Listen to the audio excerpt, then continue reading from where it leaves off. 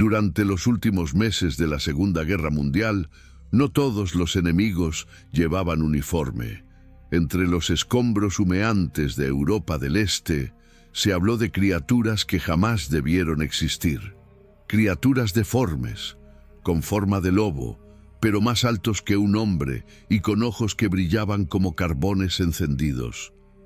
Eran conocidos por un nombre que congelaba la sangre de quienes lo escuchaban: los lobos del Reich. Esta historia no es una invención. Está basada en informes reales, cartas interceptadas y testimonios clasificados durante décadas. Hombres que regresaron con la mirada vacía, otros que jamás regresaron. Lo que ocurrió en esos túneles bajo tierra no fue una simple operación militar. Fue algo que desbordó la lógica. Un secreto oscuro, protegido por silencio y miedo, que quedó enterrado junto a los restos de una guerra que cambió al mundo para siempre. Tal vez estás a punto de escuchar algo que nadie más se atrevió a contar. Tal vez ya sea demasiado tarde para mirar hacia otro lado. Bienvenido al canal Relatos Oscuros de Guerras, donde las memorias olvidadas y las sombras ocultas salen a la luz.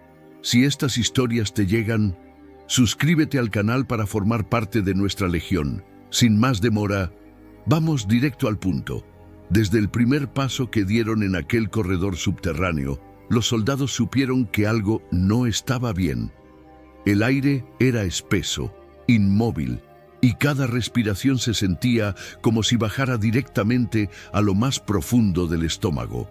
Las linternas temblaban en sus manos, no por el frío, sino por el peso invisible de algo que los observaba. No sabían qué era, pero lo sentían, lo respiraban.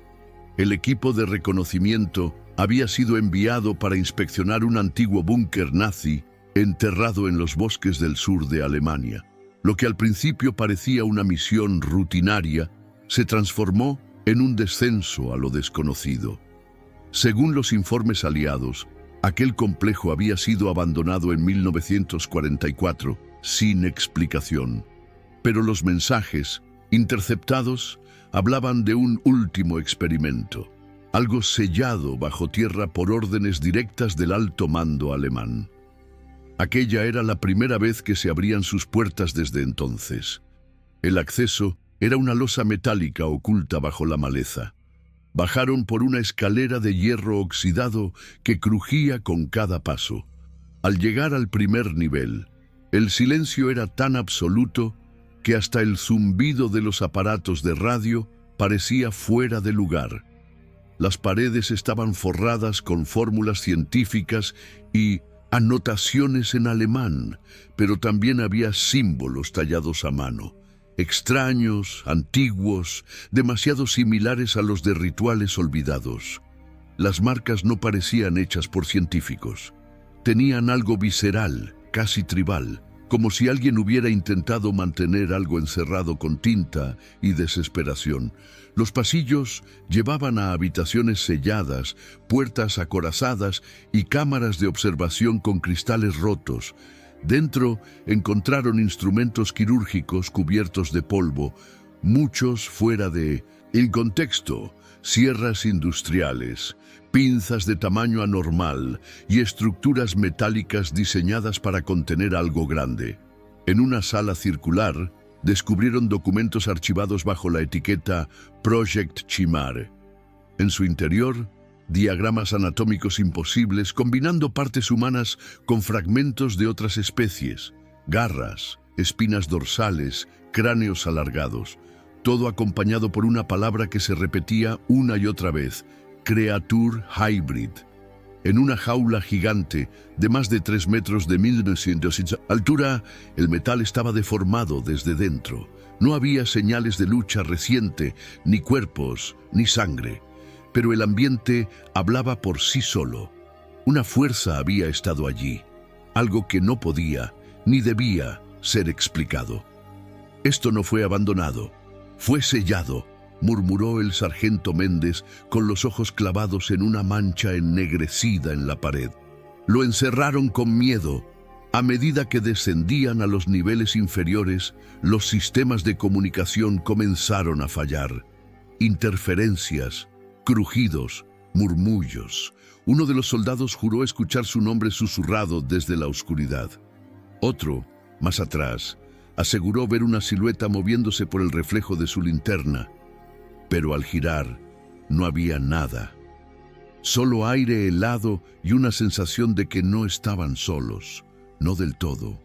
Al llegar al tercer nivel, las cosas empeoraron. La energía fluctuaba sin razón y el ambiente comenzó a oler a algo metálico, denso, que quemaba la garganta. En una sala cubierta con espejos rotos, hallaron una especie de altar improvisado con restos de cadenas y una placa grabada que decía «Nicht wecken was schläft», «No despiertes lo que duerme». Y entonces escucharon el primer sonido. No fue un rugido ni un grito. Fue un suspiro, lento, profundo, inhumano. Provenía de una de las cámaras selladas al fondo del corredor, una vibración que recorrió el suelo, las paredes y el pecho de cada uno, como si algo hubiera notado su presencia, como si la criatura supiera que por fin alguien había regresado. Los archivos restantes contaban fragmentos de un proyecto secreto iniciado en 1943. Un intento desesperado por crear un ente invencible, combinando fuerza biológica con ritos ancestrales traídos desde expediciones en los Balcanes. Una criatura diseñada no solo para destruir, sino para sobrevivir a cualquier final. No era un soldado, no era humano, era algo más. Algo que no pertenecía a este mundo. Las notas finales eran incoherentes, dibujos frenéticos, palabras repetidas, advertencias garabateadas por manos temblorosas. Decían que la criatura no se alimentaba de carne, sino de recuerdos, de miedo, que su mirada era como un abismo que drenaba lo que uno era, y que aquellos que la veían no regresaban siendo los mismos.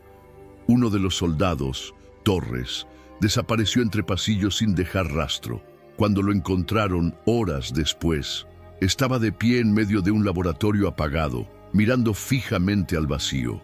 No respondió, no parpadeaba. Sus labios se movían repitiendo una y otra vez la misma frase. Él ya está despierto, él ya está despierto. Entonces comprendieron que no era una criatura dormida. Era una jaula que se había quedado vacía hace décadas y que lo que alguna vez estuvo allí aún seguía dentro del complejo, solo que ahora caminaba libre. Apenas cruzaron la puerta blindada de aquella oficina oculta, el silencio los envolvió como un manto. Era un recinto distinto al resto del complejo, limpio, intacto, como si alguien lo hubiese sellado para proteger algo, o para evitar que algo escapara. En el centro de la habitación, bajo una pesada rejilla metálica en el suelo, el sargento Yuri encontró un cuaderno envuelto en cuero envejecido. No tenía título, solo una marca grabada a fuego, un símbolo similar a una garra cruzando una esvástica negra. Lo que contenía no era un simple registro, era una confesión. El diario pertenecía al doctor Hans Eisenwald, un genetista del Reich del que poco se sabía, pero cuyo nombre surgía en los archivos más oscuros de los aliados. Considerado desaparecido en 1944, Eisenwald no solo había trabajado en campos de concentración, también dirigía una instalación secreta al sur de Baviera, un laboratorio donde la ciencia y el misticismo se fusionaban en nombre de la supremacía. Las primeras páginas hablaban de frustración con los soldados comunes. Demasiado humanos, escribió, demasiado débiles. Pero a medida que las entradas avanzaban, la narrativa se volvía más delirante, más obsesiva. Hablaba de una sangre primitiva, de despertar instintos enterrados, y de una forma pura que combinara fuerza animal, obediencia genética y resistencia absoluta. Sus experimentos no eran simples mezclas de ADN, eran fusiones, implantes, mutaciones inducidas a través de rituales oscuros y fluidos extraídos de bestias cazadas en Siberia. En una página garabateada a mano se detallaba la creación del sujeto 13, mezcla de humano con lobo, con espinas reforzadas, sentidos agudizados y comportamiento completamente depredador. Eisenwald no lo entrenó, lo soltó en una celda con otros sujetos y observó. El texto no describía con precisión lo que ocurrió, pero dejó una nota escalofriante. No hace falta alimentarlo, se basta con el miedo. Y entonces vino la entrada final. Apenas unas líneas manchadas, urgentes. Creí controlarlo, pero no se le puede enseñar a una tormenta a detenerse. El sujeto 13 ya no responde. Esta noche escuché cómo mi equipo fue reducido al silencio. Me encierro aquí, no por seguridad, sino para no oír lo que queda de ellos. El diario terminaba ahí. No había firma, solo una marca de garras al final de la hoja, como si algo hubiese pasado sus dedos deformes por el papel antes de desaparecer en los túneles. El sargento Yuri cerró el cuaderno lentamente, intentando controlar su respiración. A su alrededor, las sombras parecían moverse de forma distinta, y el pasillo que llevaba fuera de la oficina ya no estaba tan vacío como antes, porque el sujeto 13 nunca fue destruido, nunca fue contenido, solo había estado esperando oler el miedo. Otra vez, a medida que descendían al tercer nivel del complejo, la atmósfera cambiaba. Lo que al inicio eran simples pasillos de concreto militarizados se convertía en algo mucho más denso, como si el aire se espesara con cada escalón. Los soldados avanzaban en silencio, pero Iván, uno de los más jóvenes del grupo, comenzó a ralentizar el paso. Se detenía a cada tanto, girando la cabeza hacia corredores vacíos, murmurando que escuchaba metal arrastrándose y una respiración que no era la suya. ¿No lo escuchan?, preguntó en voz baja, casi con miedo a romper el silencio. Nadie respondió. Para los demás solo había quietud. Pero Iván juraba que, detrás de las paredes, algo se movía. Al llegar al último tramo de escaleras, el ambiente se volvió casi irrespirable. Las luces parpadeaban sin razón, y un zumbido de baja frecuencia retumbaba en sus oídos, como si el propio búnker emitiera un lamento.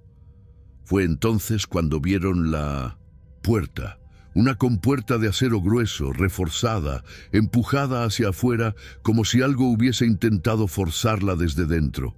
Estaba entreabierta, colgando de una sola bisagra, y más allá, solo oscuridad. La linterna de Yuri cruzó el umbral, revelando una sala circular de paredes acolchadas, similares a las de un hospital psiquiátrico. Pero no había señales de camas, ni muebles, ni tecnología, solo vacío. Y marcas, decenas de marcas, garras profundas que surcaban las paredes como cicatrices, como si una bestia enloquecida hubiese intentado escapar por años, o quizás entrar desde otro lugar. El suelo también estaba desgastado, pero no por el paso humano. En el centro, un círculo corroído marcaba el punto exacto donde el concreto había cedido ante algo más fuerte, más primitivo. Era como si alguien o algo hubiera dado vueltas una y otra vez, atrapado, afilando sus garras contra la piedra mientras esperaba. Y entonces volvió el sonido. Esta vez todos lo escucharon, un golpe seco, hueco metálico, seguido de una respiración lenta, profunda y rítmica, como si viniera desde el subsuelo. Una vibración casi imperceptible recorrió las botas de los soldados. Nadie se movía, nadie hablaba, porque en ese momento comprendieron lo que Iván había sentido desde antes. Aquella sala no estaba vacía, nunca lo había estado. Era una celda, o quizás un santuario, o quizás ambas cosas. y lo que fuera que estaba allí abajo aún seguía respirando. Fue un error encender el generador. Volkov lo supo en el instante en que escuchó el zumbido agudo de los transformadores cobrando vida, pero era necesario. El complejo subterráneo se hallaba en completa penumbra, y si querían avanzar hacia los niveles inferiores, necesitaban acceso a los planos eléctricos. A pesar de las advertencias escritas en las paredes, mensajes urgentes en alemán antiguo, mezclados con símbolos que no pertenecían a la ciencia, activaron el sistema, y entonces las luces parpadearon. Primero fue solo un chasquido, luego una explosión de chispa y luz que iluminó el pasillo principal por apenas un segundo. Fue suficiente. Al fondo, mucho más allá del alcance de las linternas, una silueta se dejó ver, alta, alargada, deforme. No caminaba, se deslizaba. Su contorno era irregular, como si la carne no encajara bien sobre el esqueleto. Un segundo después, la luz se apagó por completo, y la figura ya no estaba. ¿Lo vieron?, preguntó uno de los soldados. Todos lo habían visto, pero nadie respondió. El eco de de aquel instante fue más profundo que cualquier grito, algo que no debía estar allí. Los estaba observando. Y no desde ese momento, desde antes, desde que cruzaron las puertas oxidadas del complejo, como si su presencia hubiese sido anticipada, como si, de alguna manera, eso hubiese estado esperándolos. Volkov no dudó. Ordenó cerrar todas las entradas, cada compuerta, cada escotilla, cada acceso secundario, pero algo en su interior le decía que era inútil. Lo que fuera que habían despertado no necesitaba puertas para entrar, no necesitaba abrirlas para salir. El escuadrón comenzó a resquebrajarse. Uno de los soldados vomitó sin razón aparente. Otro se negaba a separarse del grupo, murmurando oraciones en voz baja, como si rezar en la oscuridad fuera suficiente para mantener la criatura lejos. Las linternas, una a una, comenzaron a fallar, y el generador oscilaba con vida propia, emitiendo zumbidos como si respondiera a una fuerza ajena al sistema. La moral, que al inicio de la misión era firme y profesional, se disolvía lentamente. El miedo se arrastraba como humedad por las paredes. No sabían qué era aquella entidad, pero sí sabían una cosa: ya no estaban solos. Nunca lo estuvieron.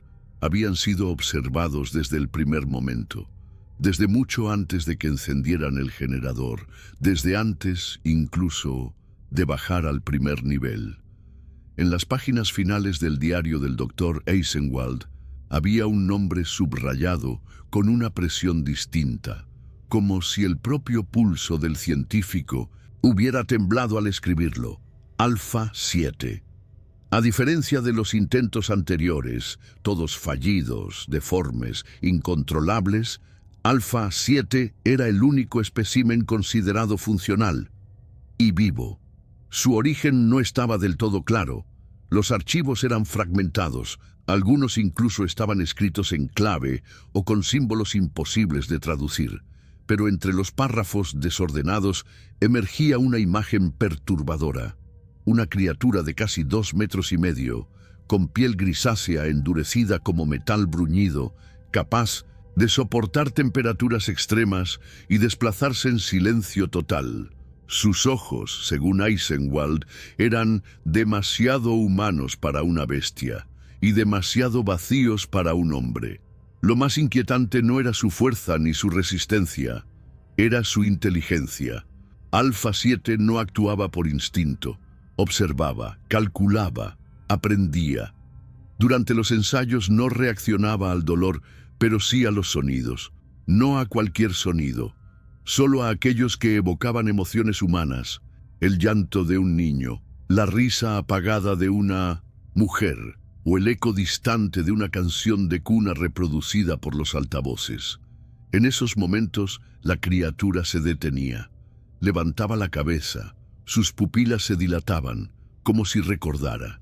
El doctor llegó a creer que algo dentro de Alfa 7, quizás un fragmento de quien fue antes del experimento, seguía despierto. Que bajo esa coraza de músculo y hueso reconstruido, una memoria rota aún palpitaba. Pero esa esperanza no duró. Tras un evento catalogado como Incidente 12, en el que 3 técnicos desaparecieron durante una prueba acústica, el laboratorio fue sellado y la criatura reubicada a los niveles inferiores, encerrada tras 7 compuertas de aleación experimental. Eisenwald dejó una última nota. El error no fue crearlo, el error fue hablarle. A veces una bestia no necesita palabras para recordar que fue humano, y un humano no necesita cuerpo para convertirse en algo peor. Ahora, al recorrer los túneles que alguna vez alojaron a Alfa 7, los ecos del pasado siguen vivos. Se oyen susurros, respiraciones entrecortadas, sonidos que no deberían viajar por concreto y acero. Y en ciertos momentos, cuando el generador parpadea y todo parece hundirse en un suspiro, se escucha una voz frágil, como la de un niño. Y entonces las cámaras tiemblan. No porque algo se acerque, sino porque ya está ahí. La compuerta oxidada cedió con un chirrido agudo, revelando una sala hasta entonces sellada desde el interior. No había ventanas, ni salida de aire, solo una estructura circular de concreto ennegrecido y muros que parecían absorber la luz. El aire estaba enrarecido, pesado, cargado de un zumbido apenas audible que vibraba en los huesos, como si la habitación respirara con algo atrapado dentro. Fue entonces cuando vieron el mensaje. Estaba escrito en la pared opuesta, justo frente a la entrada.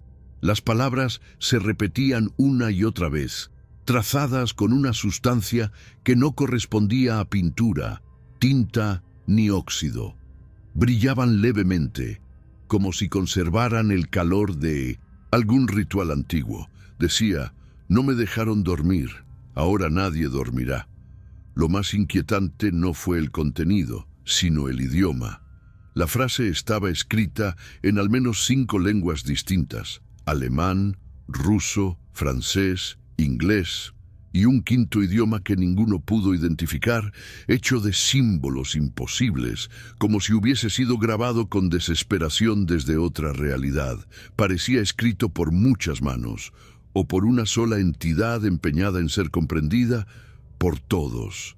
El soldado Víctor, supersticioso y nervioso desde el inicio de la operación, se adelantó con rabia. Golpeó la pared con la culata de su fusil, intentando borrar las palabras, y en cuanto el metal tocó las letras, el aire estalló.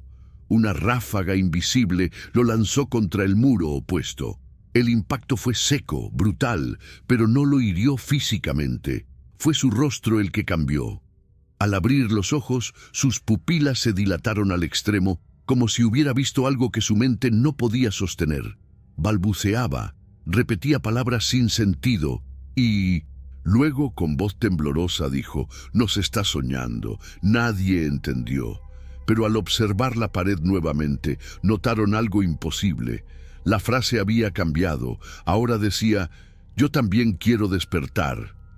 Volkov ordenó evacuar la sala y sellarla otra vez, pero ya era tarde. Desde ese momento nadie pudo dormir sin sentir que era observado. Uno de los soldados despertó gritando, con las uñas cubiertas de concreto. Otro confesó haber caminado durante horas por pasillos que no existían, guiado por la misma voz que hablaba desde la pared. Las cámaras térmicas comenzaron a registrar siluetas estáticas en habitaciones vacías, formas humanas que no se movían, que solo miraban, como si esperaran que alguien, el próximo, cualquiera, se durmiera primero. Volkov escribió en su bitácora antes de desactivar el generador: «No es un mensaje, es una advertencia. Lo que está en esa sala no duerme, nunca ha dormido, y ahora no lo hará nadie más». Volkov ya no era el mismo. Sus ojos, antes fríos y calculadores, estaban ahora enrojecidos, desbordados por noches sin sueño y visiones que no se atrevía a compartir. Cada rincón del complejo parecía susurrar. Cada sombra parecía moverse. La criatura ya no se ocultaba. Jugaba con ellos. Sabía que no había forma de destruirla con armas comunes.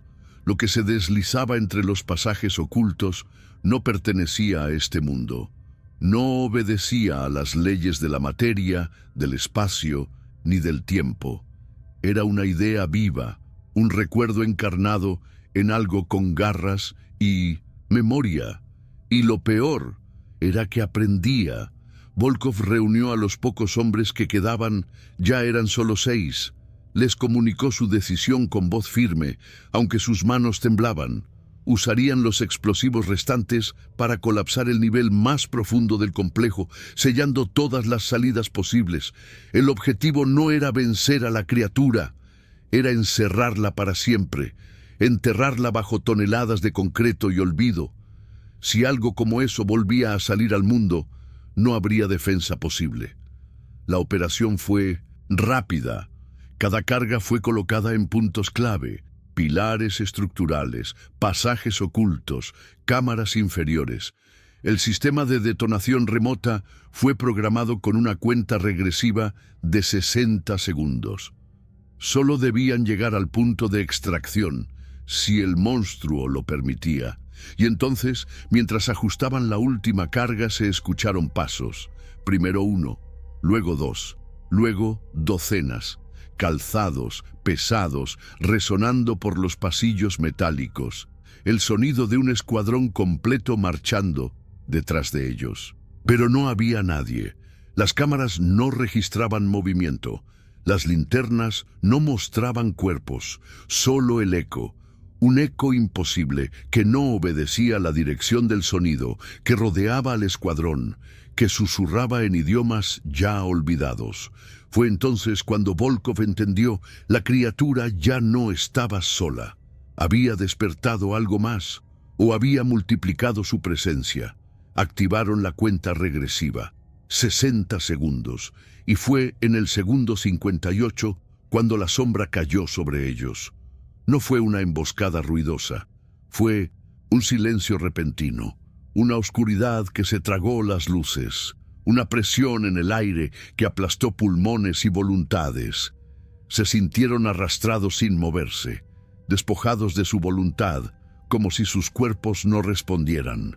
Solo 3 de ellos, Volkov, Yuri e Iván, lograron cruzar el umbral del nivel superior segundos antes de que las explosiones sacudieran el mundo bajo sus pies. El suelo tembló como si el complejo entero se quebrara en un grito.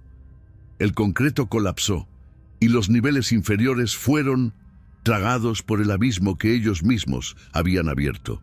Un huracán de polvo y oscuridad los alcanzó y luego nada. Silencio.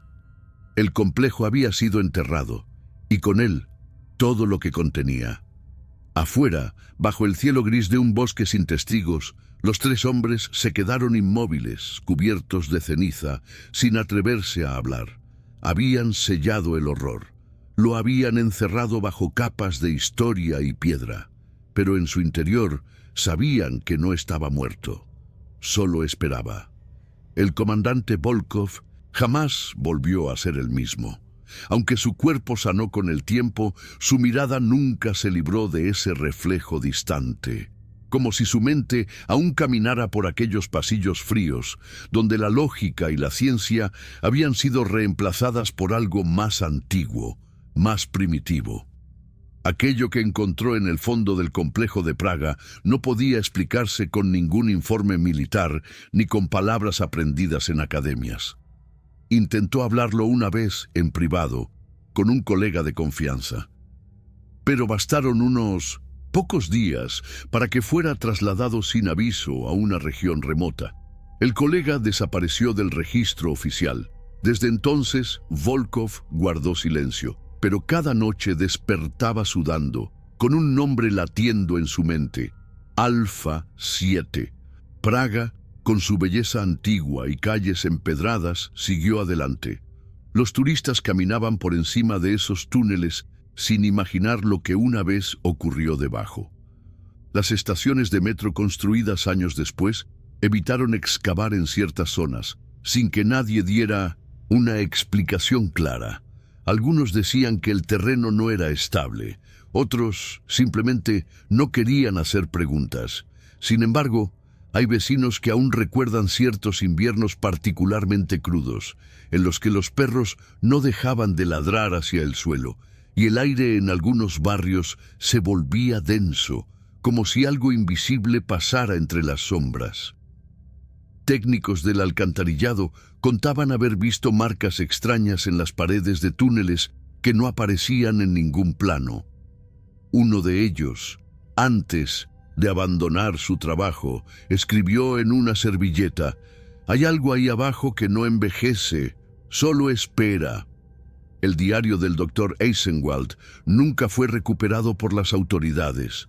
La copia que llevó el comandante Volkov desapareció del archivo militar poco después de su retiro, y aunque todo fue enterrado por el tiempo y los silencios, hay investigadores independientes que aún intentan reconstruir lo que realmente ocurrió allí.